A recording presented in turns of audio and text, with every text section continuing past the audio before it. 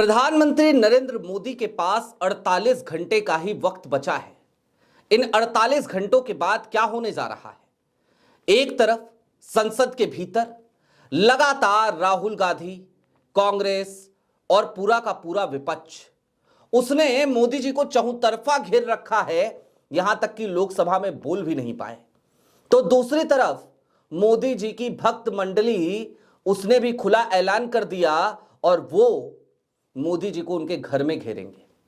अब घर का मतलब गुजरात मत समझिएगा, घर का मतलब बनारस भी मत समझिएगा, घर का मतलब समझिएगा 7 लोक कल्याण मार्ग और पीएमओ। जी हां, प्रधानमंत्री नरेंद्र मोदी के घर को घेरने की तैयारी हो गई है। आलम यह है कि सड़कों पर सैकड़ों की तादाद में लोग चलना शुरू करेंगे और दिल्ली आते आते क्या वो तादाद हजारों की हो जाएगी, क्योंकि ऐलान तो यही हुआ है। और यह ऐलान एक ऐसे अफसर ने किया है जिसने हालिया दिनों में यह भी कह दिया था कि चार्टर्ड की व्यवस्था कराएंगे और गुजरात लॉबी को गुजरात भेज देंगे। दोस्तों, बहुत सारी बातों का आज विश्लेषण करना जरूरी है और सबसे बड़ी बात तो यह है कि क्या ये बुरे वक्त की आहट है या फिर कि मोदी जी की विदाई का वक्त। सारी बातें जरा विस्तार से करेंगे। नमस्कार, मैं स्वप्निल और आप मुद्दा देख रहे हैं। आगे बढ़ें उससे पहले वही छोटी सी अपील। मुद्दा इन दिनों एक गंभीर आर्थिक संकट से जूझ रहा है। एक तरफ हमारे मेन बैंक अकाउंट्स फ्रीज चल रहे हैं, तो दूसरी तरफ हमारे 2.5 साल पुराने चैनल को हमसे लंबे समय तक छीन कर रखा गया था। ऐसे में डे टू डे ऑपरेशंस में मुद्दा को काफी मुश्किलों का सामना करना पड़ता है। लिहाजा आपसे गुजारिश है, यदि आप चाहें तो स्क्रीन पर दिख रहे क्यूआर कोड या फिर कि नीचे दिख रहे यूपीआई नंबर के जरिए मुद्दा की छोटी छोटी मदद जरूर कीजिएगा।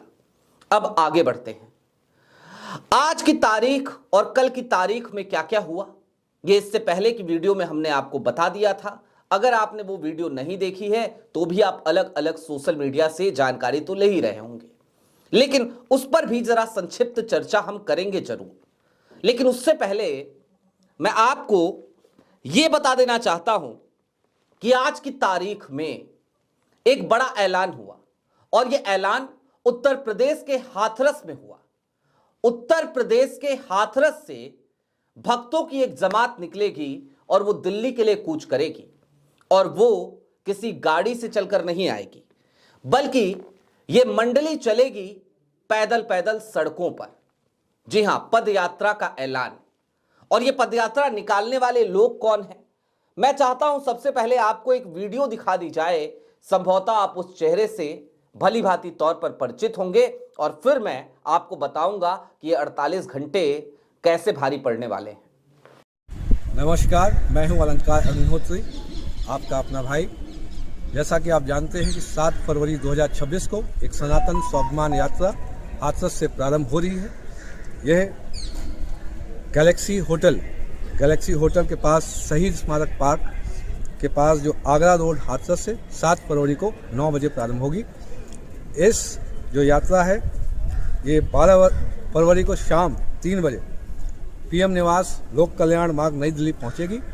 ये जो सनातन स्वाभिमान यात्रा है, जो आप देख रहे हैं कि हमारे देश में जो संकट चल रहा है, जिसमें यूजीसी रेगुलेशन 2026 के विरोध में एवं जो हमारा जो देश का काला कानून है SC/ST एक्ट, इसके विरोध में है कि 7 फरवरी तक इस SC/ST एक्ट कानून को वापस लें, अन्यथा जो देशव्यापी जो सनातन स्वाभिमान यात्रा है उसका प्रारंभ आगरा रोड जो गैलेक्सी होटल है शहीद स्मारक के पास, वहाँ से प्रातः 9 बजे 7 फरवरी से प्रारंभ होगा।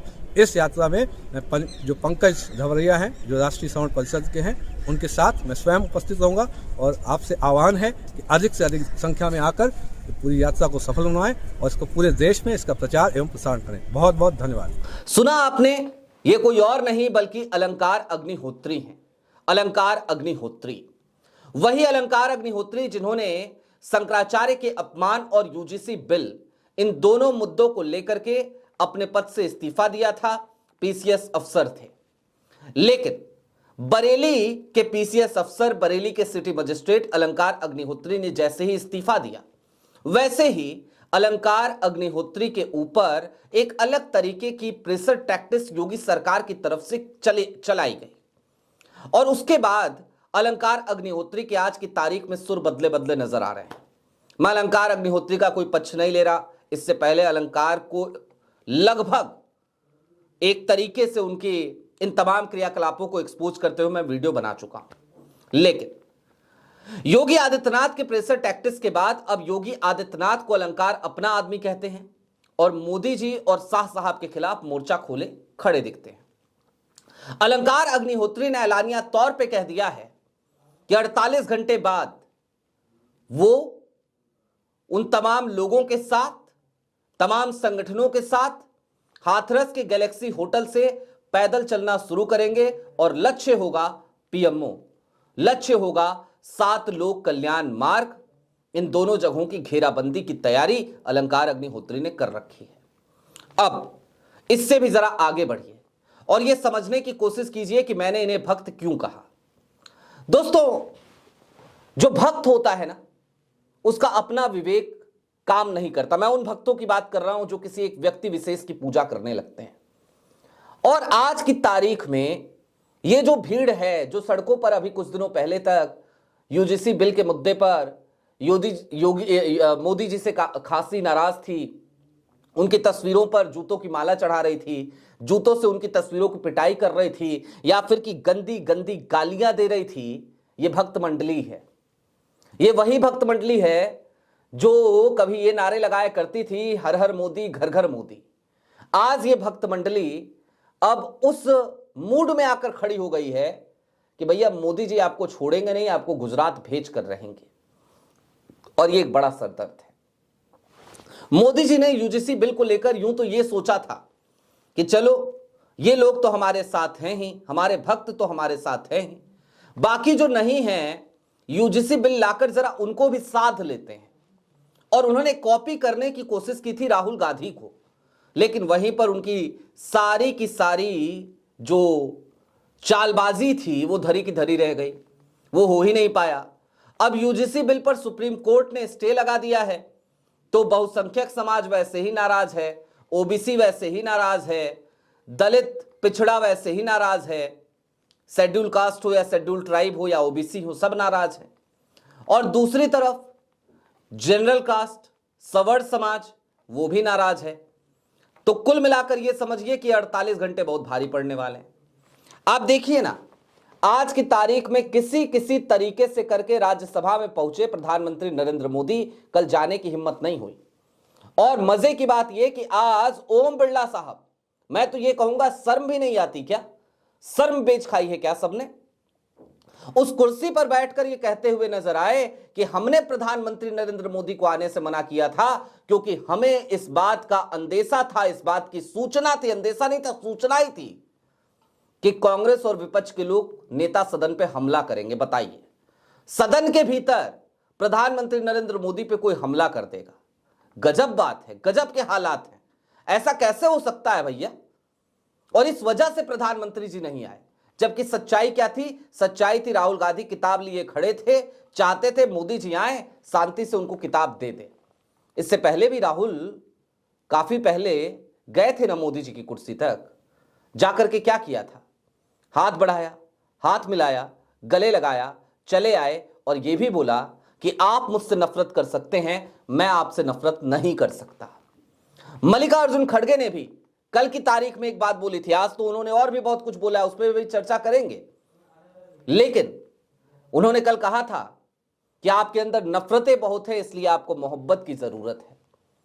सीधी बात है। यह भी कहा था कि जीतने का घमंड सवार है तो तुम्हें हार की भी जरूरत है। लेकिन अब जरा इस बात को समझिए कि आज की तारीख में ये जो तमाम परिस्थितियां हैं, ये किस दिशा में जा रही हैं।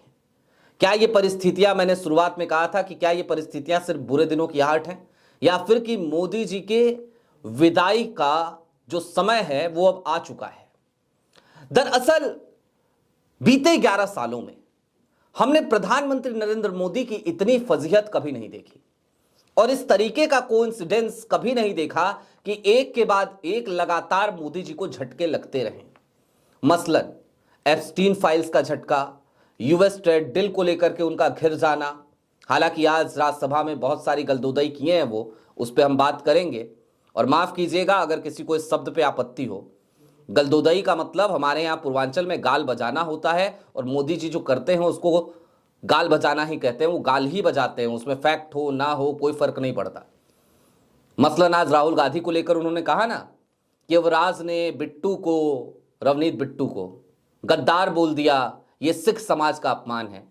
अरे जिस रवनीत बिट्टू ने भारत जोड़ो न्याय यात्रा में यहां तक कह दिया कि भाई राहुल गांधी ने हमसे कहा था कि जब भारत जोड़ो न्याय यात्रा में आना तो पग बांध के आना, और इसलिए मैं पग बांध के आया हूं।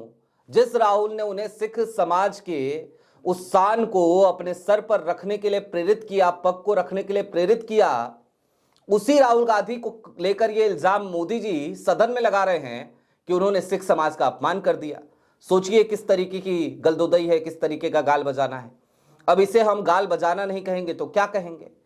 खैर, अब दोस्तों दरअसल ये बुरे समय की आहट नहीं है, ये कुल मिलाकर मोदी जी के विदाई की सुगबुगाहट है, या फिर कि विदाई का समय आ गया है। इस बात के तमाम संकेत आज दिखाई दे रहे हैं। राहुल गांधी से प्रधानमंत्री नरेंद्र मोदी डर रहे हैं, सदन से भाग रहे हैं। लोकसभा में राष्ट्रपति के अभिभाषण पर वो एक शब्द नहीं बोल पाए क्योंकि राहुल गांधी किताब लेकर पहुंचे थे, और प्रधानमंत्री नरेंद्र मोदी बचते हुए नजर आए। आज राज्यसभा पहुंचे, खूब गाल बजाया, विपक्ष वॉकआउट कर गया, भयंकर फजीयत हुई, और उसके बाद भक्तों ने भी घेराबंदी की तैयारी कर ली है। तो इससे ज्यादा बुरी बात, इससे ज्यादा बुरा सपना मोदी जी के लिए कुछ हो ही नहीं सकता। क्योंकि ये भक्तों को बनाने में ना, मोदी जी को लोग लेकर कहते थे कल्ट फिगर है, कल्ट फिगर है।